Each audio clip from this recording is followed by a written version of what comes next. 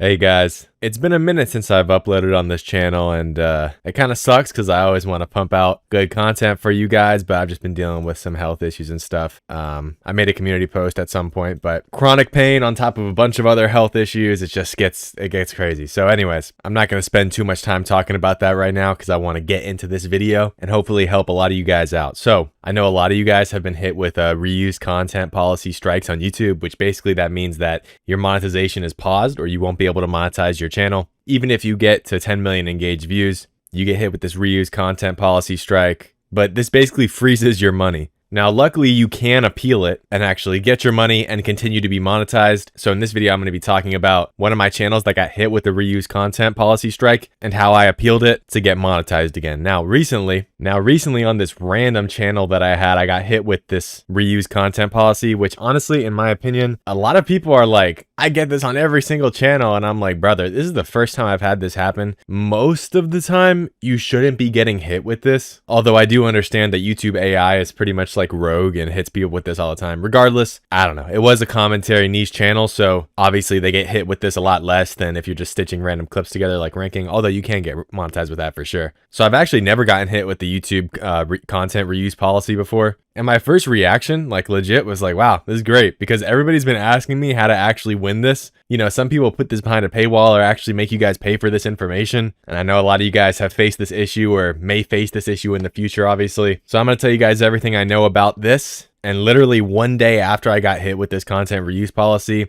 I got an email back after I appealed from YouTube and said, oh, you're successful. You can monetize your channel again. Okay. All right, YouTube. So here's how we actually win this thing. The basic idea behind an appeal video is that you're trying to explain to YouTube why your content is transformative. Okay, well, hold up. This is actually a different word. Let me, Okay, you're trying to explain to YouTube why your content is transformative. Now, this is niche specific because how you transform ranking content is different from how you transform commentary content. You understand? Like in commentary, there might be a voiceover, there might be more cuts and zooms, and in ranking, for example, there might be more sound effects, transitions, maybe a voiceover before the clips, etc. So I'm going to give you the appeal script I use, but I can't just tell you everything to say because you're going to need to use your brain, your two brain cells, and you're going to need to put it together specifically for your channel. Now, when you get hit by this, don't panic. Relax. I know a lot of people panic when they get hit by this. Even when I got hit by it, I was a little bit like, what the? I wasn't panicking. I was more so annoyed, but don't panic. If you rush your appeal and you create a bad appeal, then you could lose your ability to be monetized on the channel. So don't panic. If you need to let it sit for a couple days, make sure you don't rush anything. This content reuse policy for 99% of people is more of an inconvenience than something that's going to kill their YouTube career forever. Obviously, it helps if you know for a fact that your content is transformative. Like for me, for example, I know that commentary is allowed. I know it's transformative. I know I do things that make it transformative. I'm 100% sure the appeal will be accepted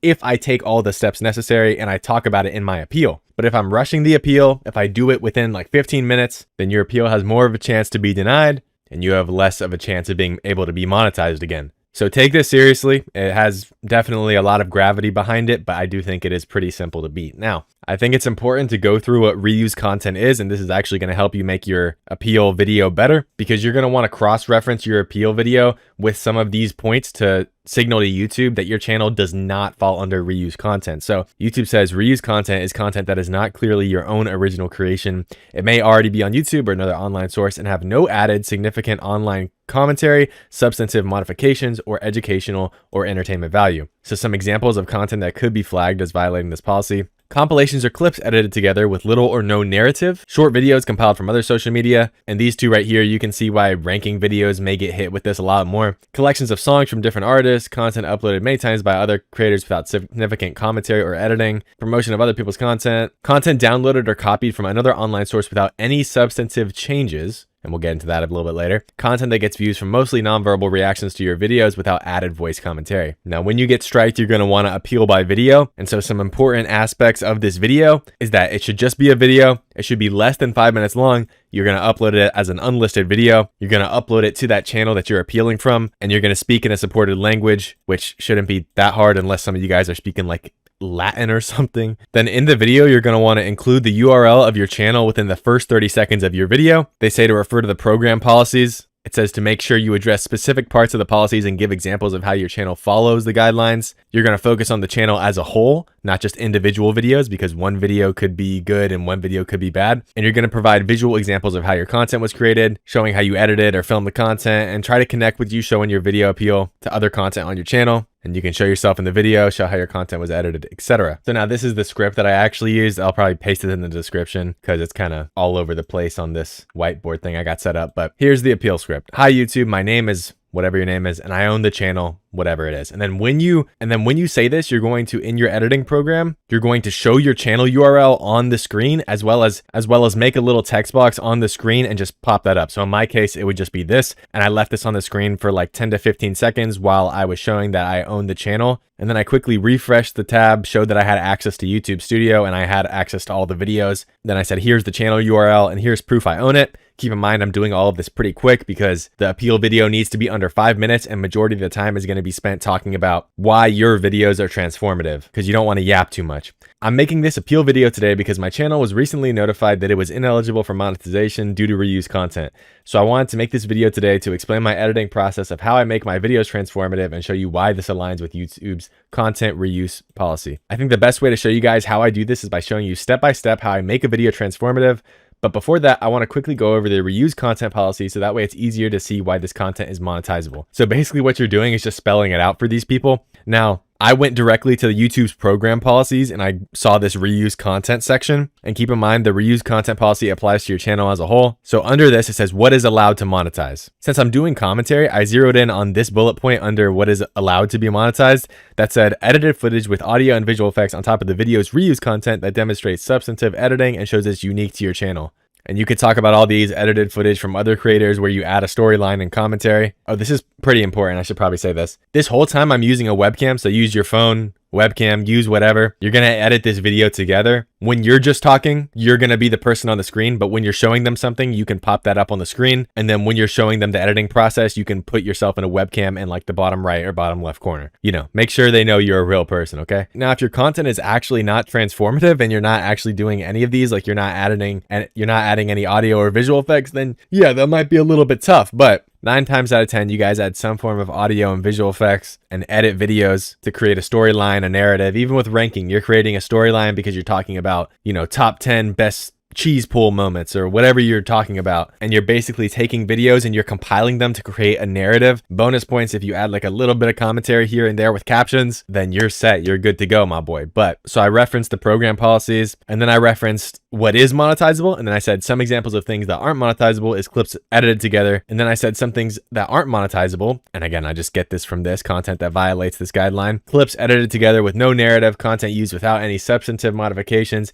and content that gets views from mostly nonverbal reactions without added voice commentary. And then you kind of make your case. So before you show them how you edit your videos, you're just going to say, I'm going to be arguing my case that my content does fall under monetizable policy because I edit footage with audio and visual effects on top of the video's reuse content that demonstrates editing and shows it's unique to my channel. Tell them which point of this you're going to be arguing. If you have multiple, that's fine. But you're basically just trying to make a delineation from this stuff that isn't monetizable to this stuff that is monetizable and explaining why you're in the monetizable section. And now this is how I edit my videos to make sure they're in line with the reuse content policy. So now this is when it gets kind of channel specific. So I said to make my videos where I give commentary over videos online, I don't just rip off the video from someone else because that wouldn't be transformative. Again, you're saying to them, you're letting them know that you know what is transformative and what is not. If you're doing ranking videos, for example, to make my ranking videos, I don't just rip videos off from people online and put them together and call it a day. That wouldn't be transformative. So instead what I do is I take all the clips together, add the storyline, add the text, add a mask, add a blur, add transition, sound effects, etc. That's for ranking. So I take the original video and write a script about it. This is an example of a script that I wrote out for this video. I show them on the screen, the script that I wrote in the Google Doc. Then I do the audio voiceover, and you can do this with 11 Labs. It's fine. It's not a big deal. Just drag in the audio voiceover. You don't even need to show them that you generated it in 11 Labs. It has a voiceover. AI voiceovers are fine. Just drag in the audio voiceover to your editing software and then you cut it up. I showed them how I cut it up.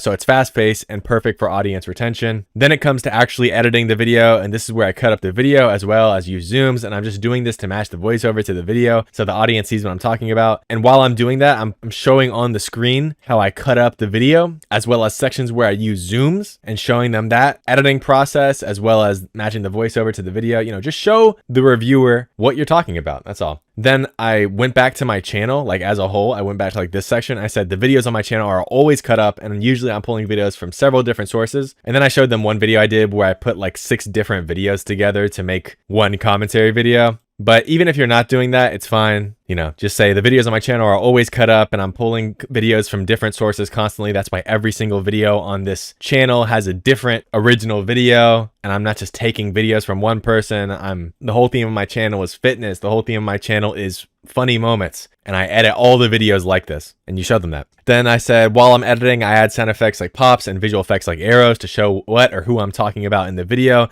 This is editing that shows it's unique to your channel, and it's video and audio effects on top of the video's reused content. In this specific video, I had to add a mask to blur the captions on the screen, so you could say that if you do that. Again, this is all like channel specific, but this is just an example of something I did. Then I'll always add a song that I think fits the background, because usually the original clips have different or no music. Then I'll export this, go to a different editing software where I can add subtitles so the viewer can follow along. At this point, I stopped for a second. While I was doing the subtitles, the captioning for the video, I stopped and I told them, and I can't even show you guys everything that I do fully because these videos take me hours every day to make. Since I respect your time, I don't want to go over 5 minutes, so I can't show you guys everything, but these are just some of the bullet points that I hit on while I'm editing all these videos. Now, this is important, I think. So then I said, so the original video looks like this. So I grabbed the source video, or you can grab, you know, if you're doing ranking, just grab one of the videos, play it through. This is how the original video looks like. And then after my editing and transformation, the video will look like this. And I played like another 10 seconds of my video to basically show that I changed the background music, I added audio visual effects, I, you know, essentially did everything in this monetizable section right here. I added captions. It's just a completely different piece of content than the original video. And this should be pretty starkly different. Like there should be quite a contrast here. So make sure that it is the case, because if the original video almost looks the same as like the edited video and the transformed video, then you clearly didn't transform it that much, right? Showing you my editing process, I think it's clear that I've transformed both the audio and video effects of the original clip, demonstrating substantive editing, which would make me eligible for monetization. Again, we're just driving home whatever point you're using here. We're just driving home how this falls under this bullet point. If you want to, again, you can always contrast like the content that violates this guideline. You could say like, showing you my editing process, I think it's clear that I've transformed both the audio and video effects of the original clip, demonstrating substantive editing, in contrast to it just being a short video that I compiled from other social media websites because I transformed it. You know what I mean? Then I went full screen again, full screen webcam. Thank you for your time and patience, as well as giving me a chance to appeal this. It means a lot to me, as YouTube is my job. I take a lot of pride in transforming these videos, as it takes me hours each day to make these. Thank you for your time and have a great day. That's what I did. I took one day to gather my appeal script and make the video, uploaded it the next day, submitted it to YouTube. Within 24 hours, my monetization was reinstated,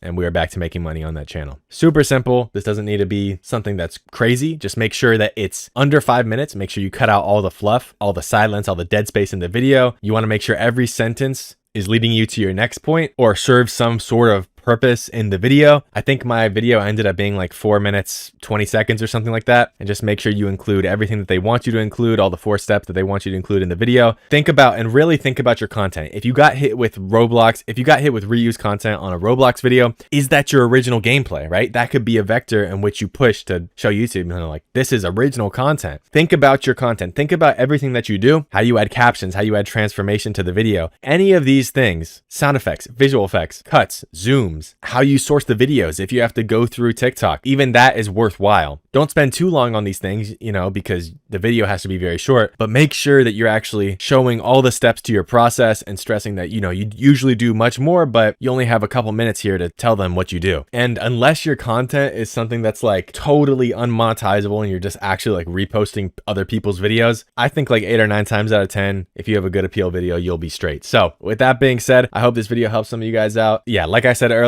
I don't want to go super deep into it. I got a lot of like pain and health issues I've been dealing with. So obviously I don't know the upload schedule of this channel. I know that this is something that I've had many people ask me how to beat this. So I figure I might as well put this on the channel, you know, for the future, give people a video that they can reference. This is everything I know. Of course, if you guys know anything in the comments, go ahead, drop it in the comments. Help each other out. You know, that's why we have this community. Help each other out in the Discord, help each other out in the comments. You know, we want to create a community of people that have a support group to make their YouTube videos. So I hope all of that makes sense. Let me know if you guys have any questions, and yeah, hopefully I'll be uploading a little bit more, although it is kind of rough, so bear with me. But I love all you guys. You know, we got the best community in the game, so love you guys. Hope this video helps some of you guys out, and peace out. All right, so I'm currently at my dashboard on smmshiba.com, and do not get confused by the website names. SMM Shiba and SMM Dodge are actually the same website. So all you have to do once you've created yourself an account here is to go on list, click on this category icon, select, and here you want to select something, basically any option that says from with video. So I'm going to choose this one right here.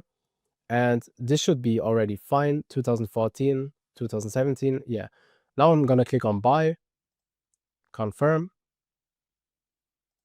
And now you can go onto your product orders and you will see this is pending. All right, the order is now completed. This didn't even take 2 minutes.